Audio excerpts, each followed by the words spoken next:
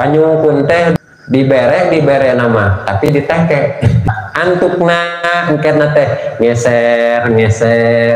ngageser dina pada saat eta jelema teh henteu eling ka Gusti Allah da katingalina kuring henteu salat oge kuring henteu zakat oge henteu kuring henteu ngalaksanakeun sedekah oge kuring mah unggal we batian we dina dagang sing kade eta engke na ngeser saeutik demi saeutik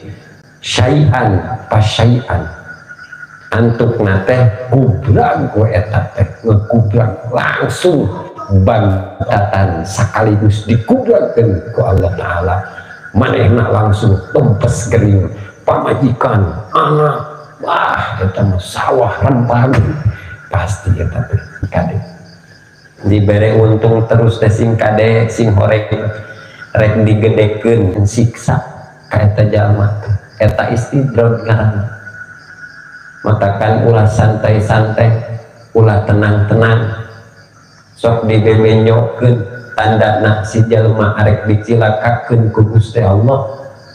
eta jalma teh ningalina kana dohir maujudah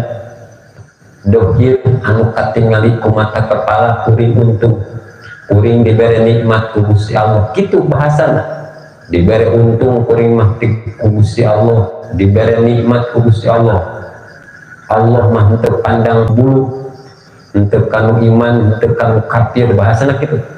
tapi kuring mah eling ya dina hate maka Gusti Allah tapi tengah jalankeun tapi kuring mah untung teu tingali bro di juru bro di pantong ngalayah di tengah imah tak sajatina eta si jelema teh geus dikarungkeun geus dipokokkeun ka Gusti Allah lila-lila geser bantaan sekaligus ngegubrak digubrakkeun ku Gusti Allah. Nauzubillahi min dzalik.